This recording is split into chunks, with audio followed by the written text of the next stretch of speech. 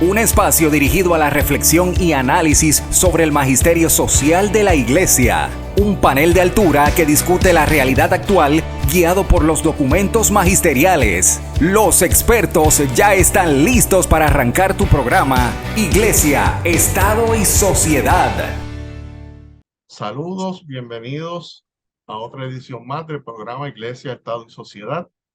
Ya en esta primera semana de agosto, en donde comenzamos a entrar en la parte más difícil de la época o de la temporada de huracanes para el Caribe. Así que esperemos que todo vaya bien y que no tengamos ninguna sorpresa durante esta temporada. Y quiero saludar, como siempre, a mi querido amigo Fernando José Pacheco Valcour, mi compañero comantenedor, y a la doctora Maritza Barreto. La doctora Barreto ha estado con nosotros en programas anteriores. Ella pertenece al Comité de Expertos y Asesores Cambio Climático de Puerto Rico y es catedrática en la Universidad de Puerto Rico en Río Piedras, programa de Ciencias Naturales. ¿Me equivoco, doctora?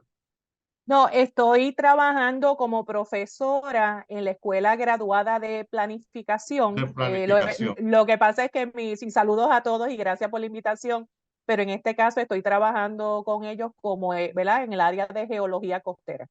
Perfecto, perfecto. Y el tema que nos ocupa hoy es un tema que comencé hablando de la temporada de huracanes porque tiene cierta relación bastante directa con la temporada de huracanes y es el tema de la erosión costera, ¿verdad? Que es un problema real en nuestro país, que lo hemos tenido de siempre, hizo crisis con el huracán María, ha continuado el problema.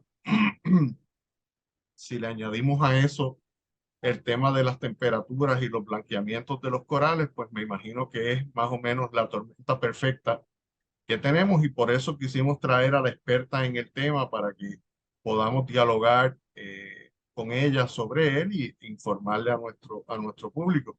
Fernando, estás calladito allí, no sé si es que estás asustado, pero no nos has dicho nada. Saludos, saludos.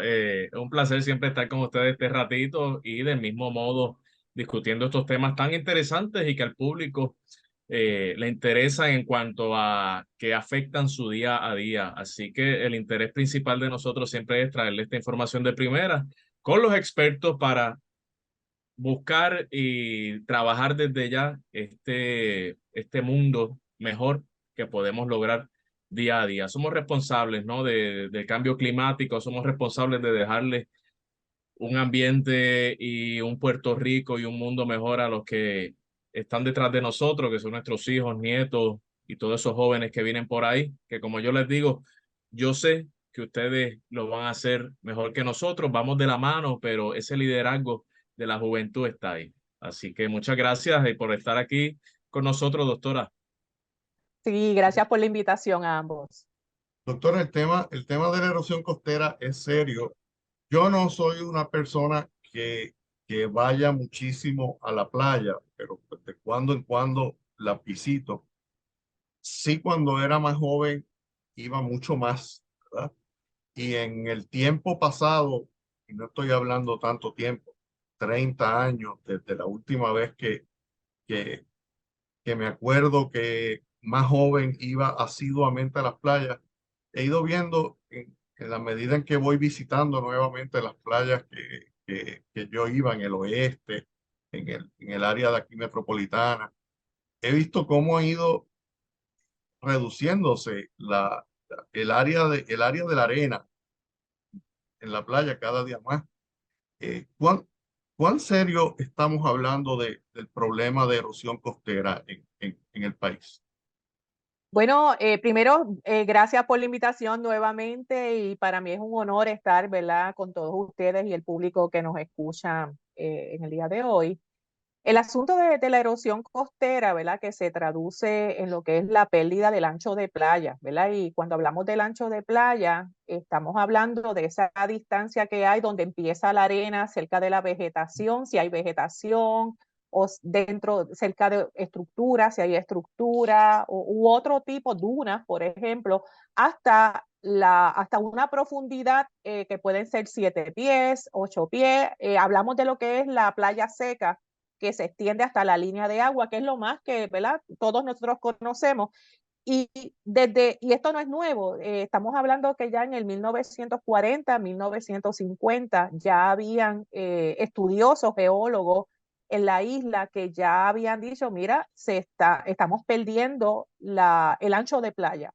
Y también, además de lo que es la extensión de la playa, ese ancho, también se estaba observando pérdida en la elevación, porque la playa no es simplemente un plano, como inclusive cuando vamos a los instrumentos de planificación del gobierno de Puerto Rico, vemos que la playa se define como un depósito casi plano, y eso es un error, esa definición está mal a nivel institucional. La playa es un depósito de sedimentos que pueden ser mayormente arena, pero pueden ser grava y que pueden tener diferentes tipos de elevación, o sea, pendiente. Yo he visto playas hasta de 45 grados si cogemos el ángulo o la pendiente desde donde comienza la arena hasta donde termina o donde empieza la línea de agua.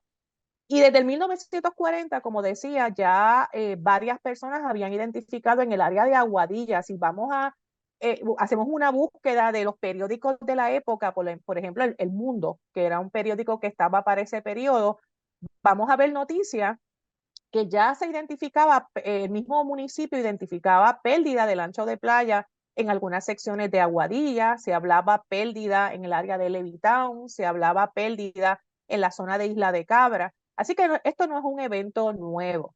Bien interesante que en el periodo del 1960 se observó una pérdida o un aumento de erosión en casi todas las playas de Puerto Rico o en muchas playas de Puerto Rico, incluyendo la playa Matilda en Ponce, incluyendo que esto es cerca del río Matilda, zona de Levittown, Loíza. Luego en el 70, en el 80, redujo la erosión y es interesante porque ese aumento de erosión se asociaba o la podemos asociar con la cantidad de eventos ciclónicos o huracanes o tormentas que ocurrieron en ese periodo del 60 al 70. Al reducir entonces los sistemas hasta el 80 y pico, 90, vemos entonces que comienza a aumentar nuevamente la erosión costera y esto ¿verdad? Es un resumen de varios estudios que hemos hecho desde el Instituto de Investigación y Planificación Costera, como también otros colegas. Así que el evento no es nuevo. Sí hemos visto que lo nuevo ahora en el 2020, 2019 al presente, es que la erosión que había en el 60, en el 70, en el 80, en el 90, nunca llegó a ser erosión severa. O sea, se perdía mucho ancho de playa. En algunas playas la pérdida fue consistente, sin parar, como en el caso del municipio de Loíza, en el caso de Punta Ubero, lo que llaman Villa Cristiana, la Parcela Suárez y así Rincón también son áreas pérdidas consecutivas o constantes, pero a partir del 2019 estamos encontrando que ahora sí encontramos erosión severa. ¿Qué significa eso? Que si pudiéramos evaluar la playa anualmente, la playa está perdiendo más de 4 metros de ancho de su depósito y eso se considera severo cuando lo ponemos en el contexto de, ¿verdad? De los estudios a nivel mundial que hablan de erosión baja, erosión mediana, erosión alta y erosión severa. Así que tomando esto como base, ¿verdad? De los datos encontrados en Puerto Rico, ¿verdad? Por nuestros estudios y por los pares, la situación de la erosión costera, pues todas las playas no se están erosionando. Sin embargo, tenemos muchas playas donde a diferencia de otras décadas, ¿verdad? En el pasado, ahora estamos teniendo erosión severa y que continúa consistente en los pasados meses. Doctora, antes de continuar en esa misma dinámica que nos trae unos datos muy interesantes, ¿usted nos pudiera abundar un poquito sobre el Instituto de Investigación y Planificación Costera de Puerto Rico? ¿De qué se trata? ¿Cuál es su fin?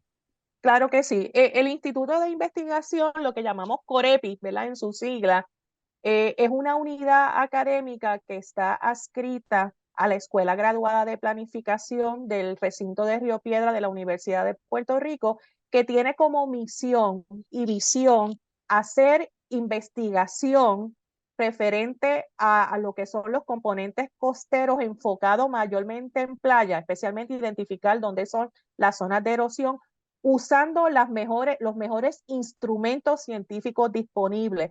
Esto incluye los análisis geoespaciales, lo que llamamos los sistemas de información geográfica, el análisis de imágenes y como también trabajo de campo en términos de lo que es hacer perfiles de playa, uso de drones y así una diversidad de integración de herramientas de lo que esté, lo que esté disponible y capturar el mejor dato científico basado en el desarrollo de estas herramientas. Ese instituto está compuesto por profesores, yo lo estoy dirigiendo y tenemos muchos estudiantes de la Escuela Graduada de Planificación como de otros programas académicos de recinto. Tuvimos un estudiante de la Escuela de Derecho de la Universidad Interamericana, o sea que también estamos abiertos a otras instituciones y el propósito es generar los mejores datos del comportamiento de la costa y fíjense con el propósito de que no de hacer un informe técnico, de generar recomendaciones y cursos de acción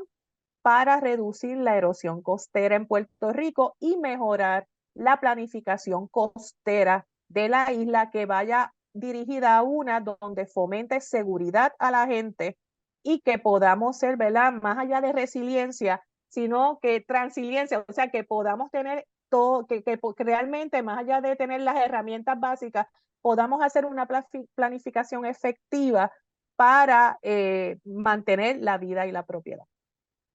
Doctora, ciertamente, obviamente queremos escuchar las recomendaciones que, ¿verdad? Algunas de las cosas que ustedes desde el instituto han trabajado, pero le quería preguntar porque nos mencionó hace un rato que el asunto de la erosión costera pues tiene una relación directa con la actividad ciclónica. Pero ¿cuáles son, además de la actividad ciclónica, hay alguna otra actividad, alguna otra situación que esté acelerando esta erosión en las costas de nuestro país? Sí, definitivamente, Israel. Cuando hablamos de la erosión costera, son muchas las variables que están asociadas o que generan o pueden generar la erosión. Lo interesante es que dentro de esas variables tenemos variables asociadas con eventos naturales, ¿verdad?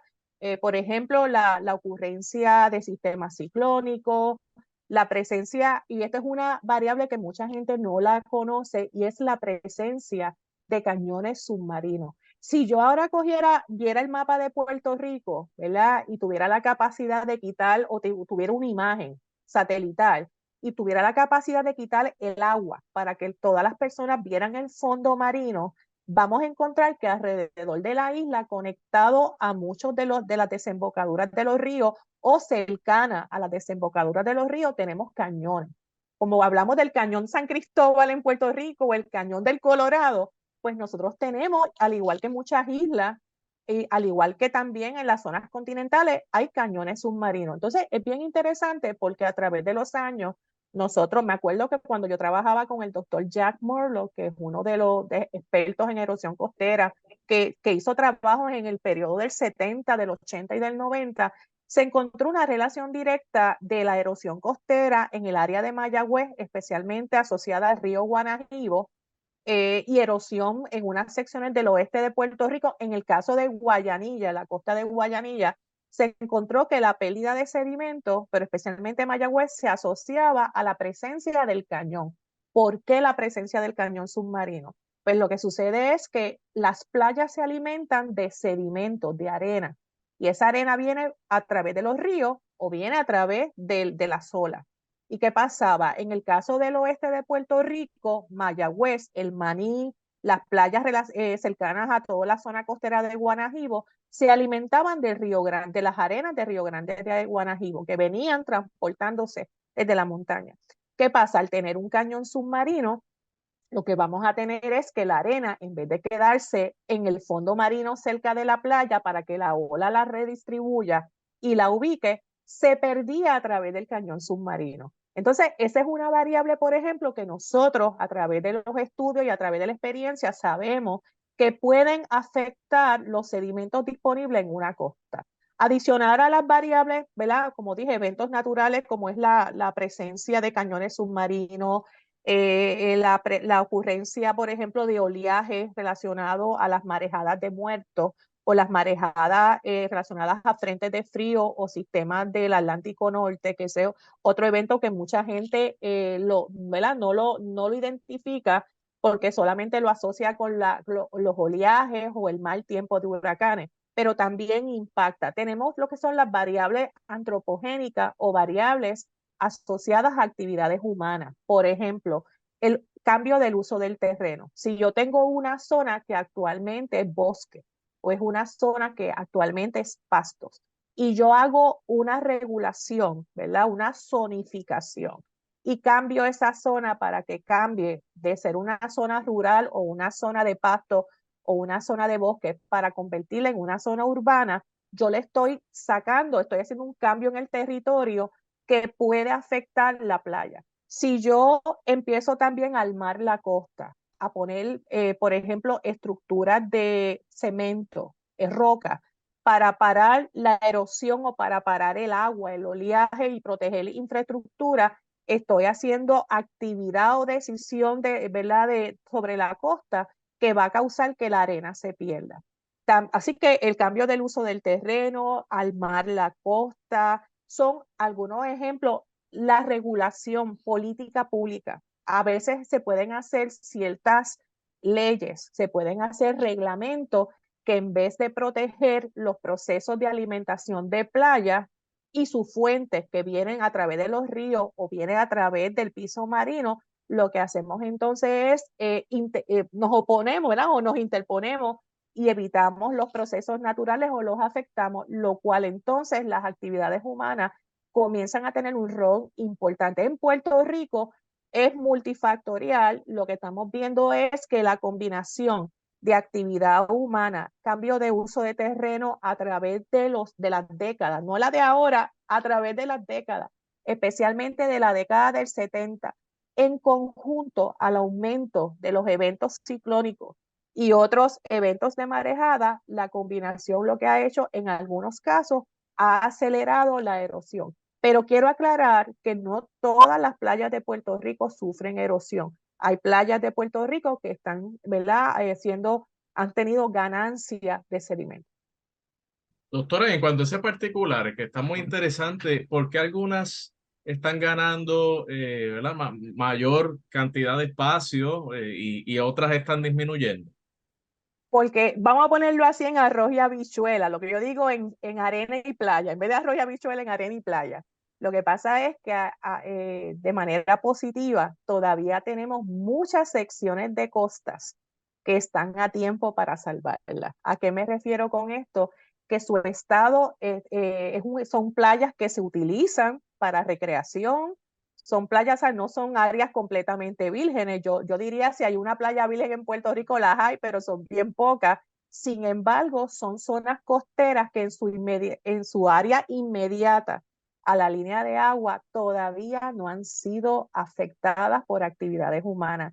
Tenemos secciones, por ejemplo, del municipio de Añasco, en el sureste de Puerto Rico, aún en el norte tenemos secciones que todavía esas costas no han sido armadas, no tienen rocas para lo que llamamos los revetment o los riprap, para parar lo que es la energía del oleaje. Y entonces la misma costa ha tenido la oportunidad de buscar su propio equilibrio. De momento quizás pierda un poquito de arena en 3 o en 4 años, pero como no ha sido una costa impactada por actividades humanas o por un ordenamiento incorrecto de la costa, entonces la misma naturaleza a través del mismo oleaje, a través del mismo río, recupera o tiene la capacidad de recuperarse. Y es por eso que muchas playas están en proceso de buscar su nuevo equilibrio. ¿Y por qué digo su nuevo equilibrio? Porque hay una realidad, el nivel del mar está aumentando y hay una lucha, ¿verdad? Como digo yo, del agua tratando de entrar como parte de los procesos de este aumento de nivel del mar, y lo que hace la playa es que se reajusta y entonces se mueve la arena, los sedimentos más tierra adentro, haciendo una migración de playa y migración de ecosistema costero, dando la oportunidad a que esa erosión pues no afecte esa franja costera. Tenemos que ir a la pausa, pero al regreso continuamos esta interesante conversación con la doctora Maritza Barreto. No se retiren, que en breve regresamos a Iglesia, Estado y Sociedad. Iglesia, Estado y Sociedad.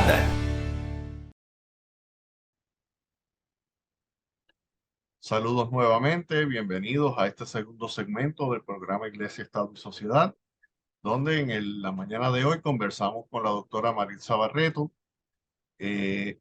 miembro del Comité de Expertos y Asesores sobre Cambio Climático en Puerto Rico, y con quien estamos conversando precisamente sobre el problema de la erosión de nuestras playas. Al finalizar la primera parte del programa, estábamos hablando precisamente, ¿verdad?, de un poco las causas del problema, que no todas las playas están siendo igualmente impactadas. Pero me gustaría, doctora, preguntarle, ¿verdad? Porque quizás muchos de nuestros radioescuchas se están preguntando, bueno, pero ¿y cuál es el problema con la erosión costera?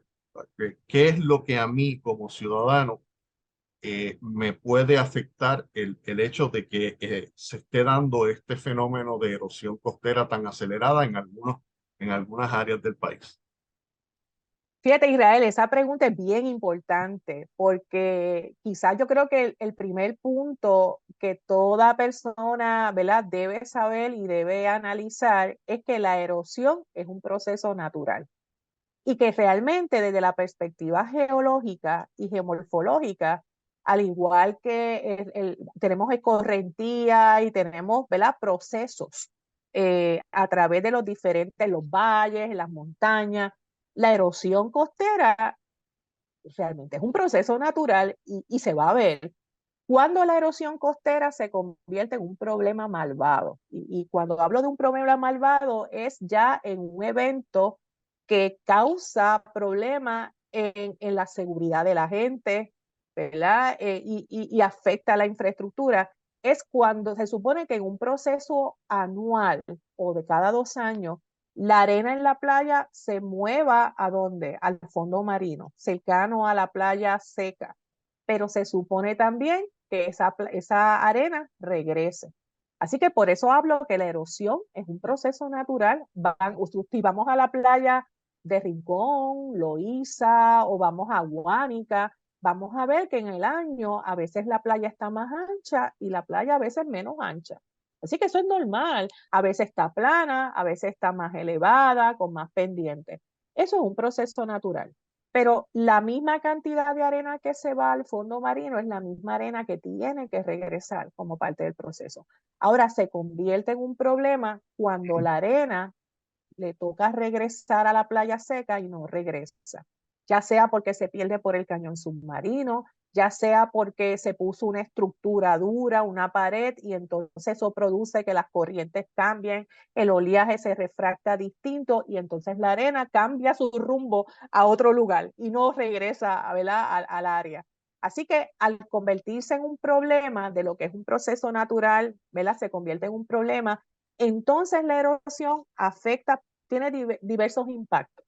Impacta la infraestructura. Si tenemos carreteras cercanas a la costa, como es muy común en el caso de Puerto Rico, ¿verdad? Tenemos un sistema vial en muchos municipios con costas que vemos que ya están comprometidos. Patillas, a mí me preocupa el municipio de Patillas. Patillas ahora mismo, 2023, pasamos por secciones de la costa y ya tenemos socavando el oleaje parte de esta infraestructura. Eso también lo vemos mucho en Mayagüez y en otras áreas costeras en Puerto Rico.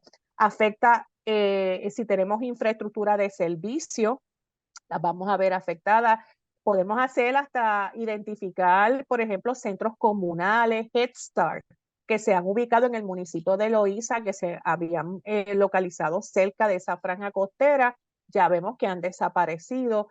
Y también la residencia. Y es bien interesante, a veces las personas piensan que pues que la residencia que se está afectando por erosión es porque no debió haber estado ubicada en la línea de agua. Pues mire, yo he estado mirando y muchas de esas residencias que hoy en el 2023 están prácticamente frente al agua, en el 70 y en el 60 no estaban ahí. Tenían hasta 20, 30 metros de costa, que no era playa, frente a ese lugar, sino que ha sido el mar el que ha ido ganando, ¿verdad? O sea, hemos tenido perdiendo la costa y ahora estas comunidades o estas residencias o estas infraestructuras están debatiendo a que tienen el problema de que ya no están seguros. Así que vemos, ¿verdad?, que lo que es el impacto en la seguridad de la gente.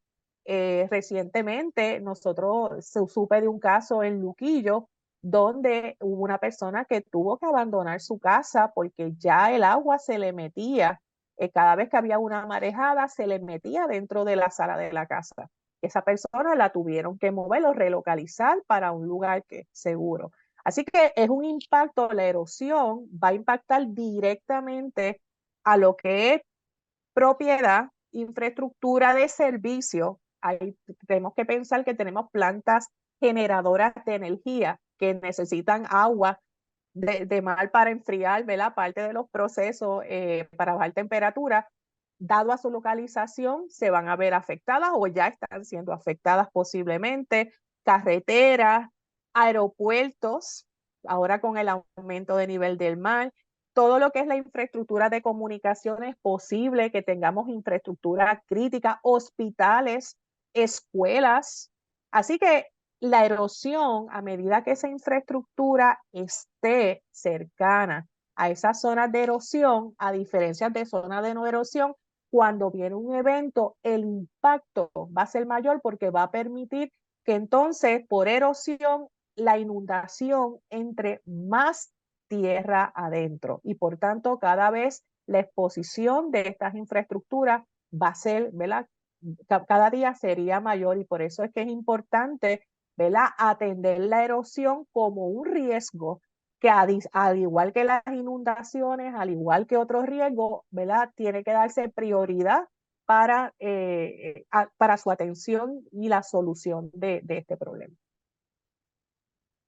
Doctora, usted nos menciona, de lo que he podido captar aquí, es un tema muy complejo, que donde el ser humano, poniéndolo en arroz de habichuela, de manera muy superflua, pero donde el ser humano pone la mano, en el sentido de que si coloca paredes o coloca tal vez lo que yo le conozco como el rompeolas, pues no se da ese proceso natural para que la misma playa, la misma costa pueda sanarse, diciéndolo de alguna manera. Entonces, ¿cuáles serían unas soluciones prácticas para ir mitigando esta situación en el Puerto Rico de hoy? Soluciones donde el mismo ciudadano pueda involucrarse y donde el mismo Estado, del mismo modo, pueda hacer su parte. ¿Nos puede hablar un poquito de eso?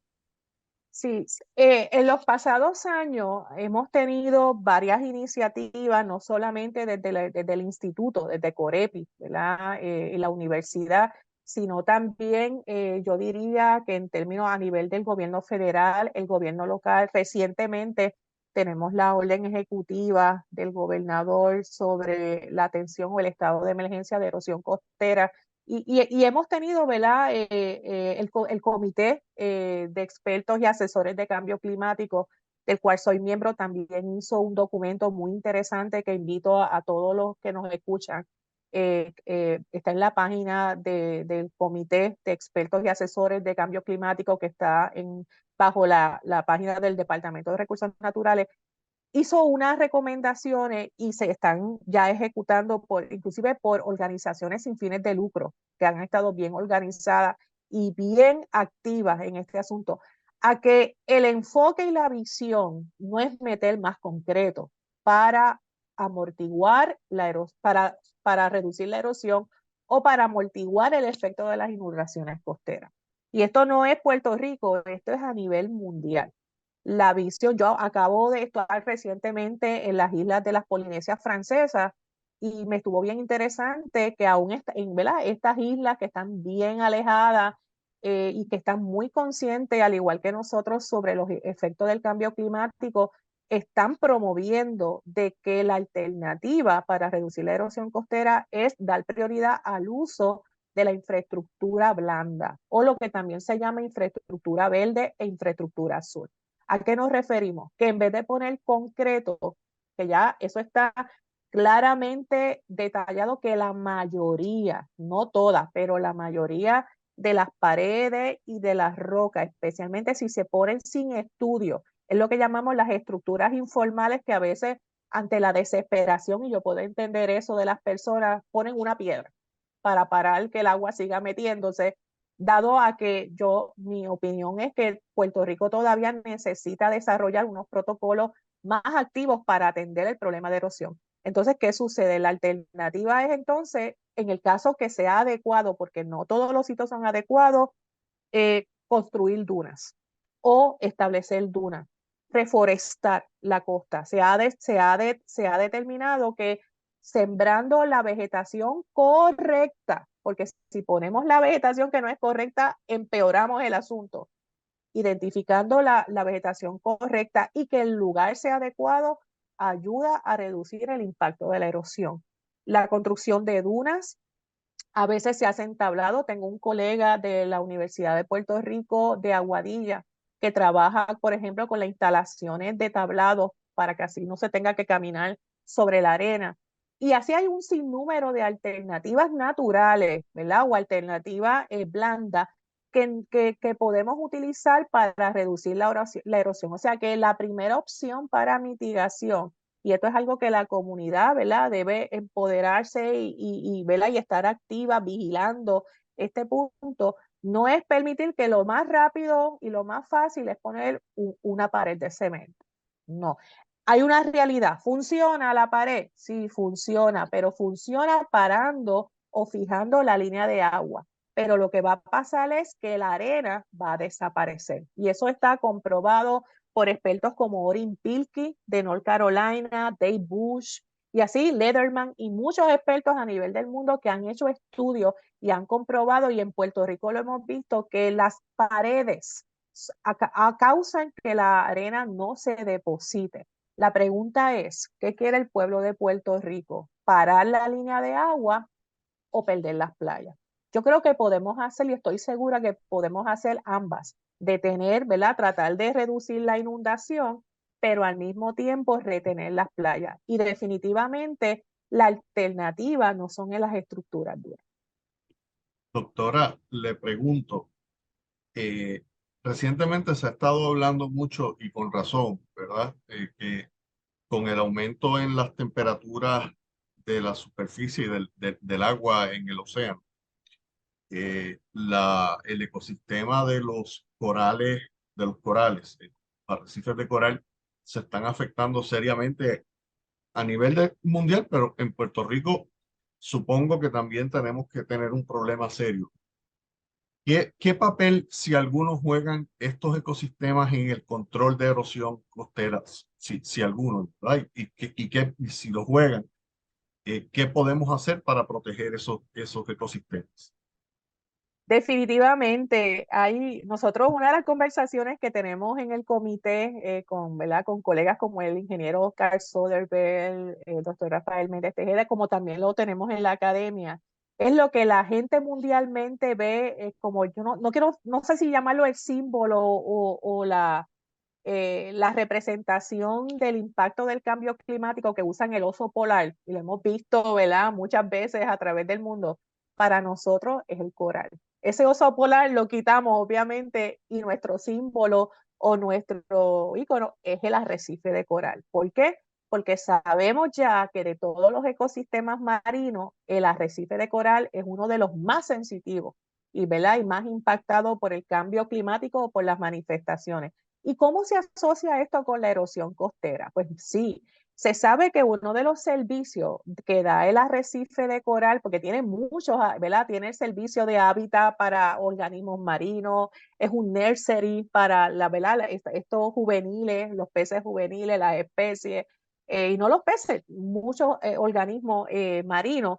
Pero uno de los servicios bien importantes es que amortigua la energía del oleaje. Se han hecho estudios, nosotros hemos visto informes que se han generado desde la Universidad de Puerto Rico, recinto de Mayagüez, como otros informes de otros colegas, donde se habla que hay arrecifes, se habla que el arrecife, por ejemplo, de Ocean Park, tiene la capacidad de amortiguar casi un 80% de la energía del oleaje. Todos esos arrecifes, barreras que están fuera o un poco afuera, alejados de la línea de agua, no permiten que ese oleaje que viene del océano, del Atlántico Norte, llegue completo esa energía a la línea de costa. Lo vemos en la playa de la Monserrate, en Luquillo, que aún, ¿verdad? En días que están un poquito o con oleaje fuerte, vemos que esa agua no entra exactamente a la línea de costa, porque el coral, el arrecife, está haciendo su función como amortiguador de esta energía. Así que, al igual que el mangle también tiene ese rol bien importante.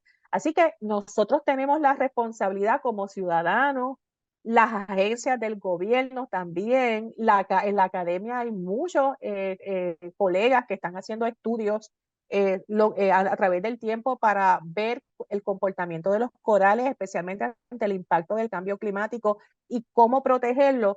Es nuestra responsabilidad, ¿verdad?, de vigilar toda aquella actividad que se entienda y denunciar toda aquella actividad que vaya en contra de la protección. Uno de los grandes enemigos del arrecife de coral es la escorrentía de los ríos. Y esto es bien interesante.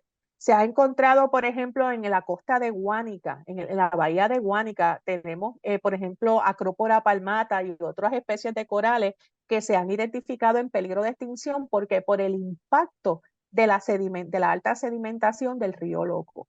Y así muchos ríos en Puerto Rico, dado al cambio del uso de terreno, hace que en algunos casos aumente la sedimentación. Y esto llega a las aguas marinas, llega al coral y comienza a impactar negativamente al coral.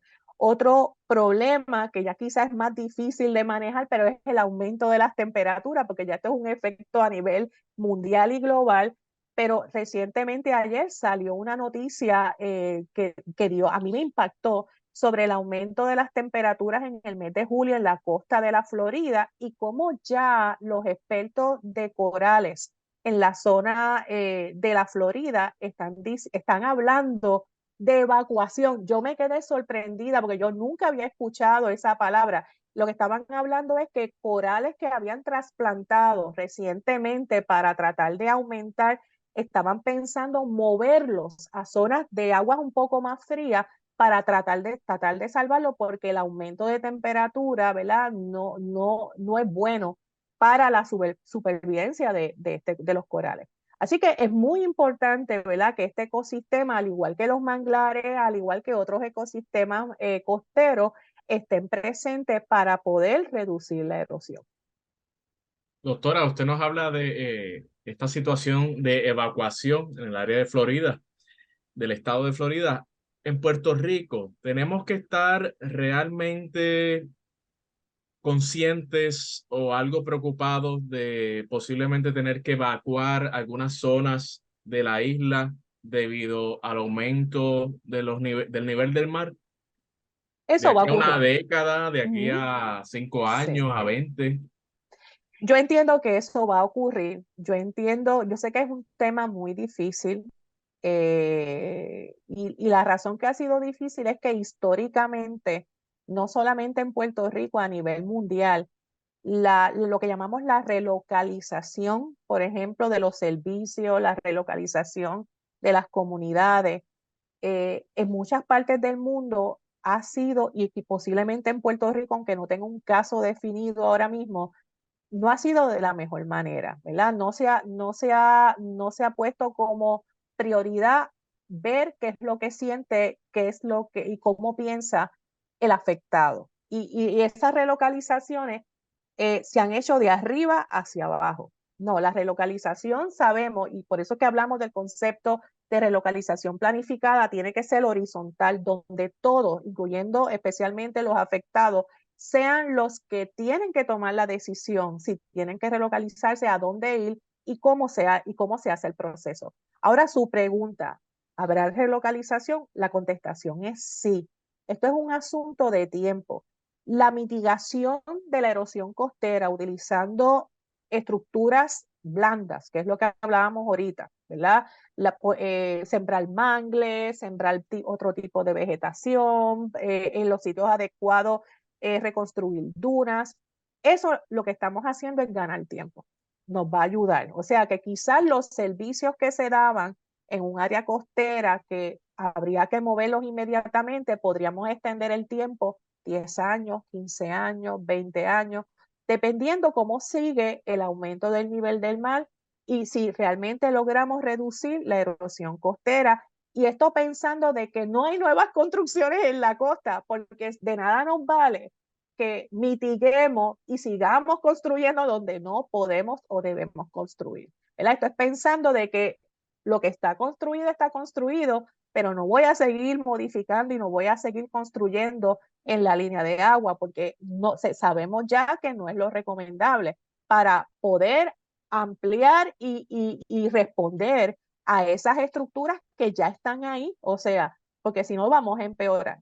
Así que es un asunto de tiempo, pero a medida que siga pasando los años, al 2050 ya sabemos que es altamente, se espera de que al mínimo va a aumentar 1 pie a 2 pies el nivel del mar respecto a donde está hoy. Y cuando aplicamos eso a la costa, van a haber áreas que definitivamente el alcance horizontal de ese aumento del nivel del mar va a impactar e inundar, ¿verdad? Estructuras que ya están en la costa.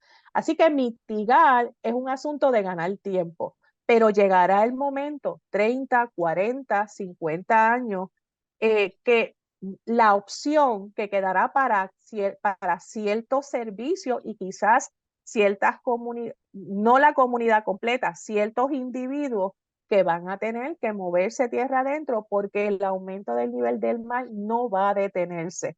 Ya los pares, los estudios indican que sí podemos luchar para reducir el aumento de la temperatura, pero ya con el aumento que tenemos, el nivel del mar va a seguir aumentando. Así que es un asunto de tiempo y yo creo que las comunidades deben ver la relocalización como un proceso participativo, o sea, donde la decisión cuando haya que tomarla debe tomarse desde la visión de los afectados, que sea un proceso horizontal participativo y que es el momento de ir preparándose poco a poco, ¿verdad? Para cuando ese momento llegue, pues no se tomen las decisiones incorrectas.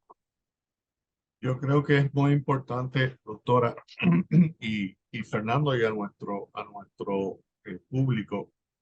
Yo creo que es nuestra responsabilidad ciudadana comenzar a provocar la discusión, que la discusión pública comience a concentrarse en los temas que son verdaderamente importantes, ¿verdad? Este tema, todo el tema relacionado al cambio climático a Puerto Rico nos está impactando y nos seguirá impactando severamente.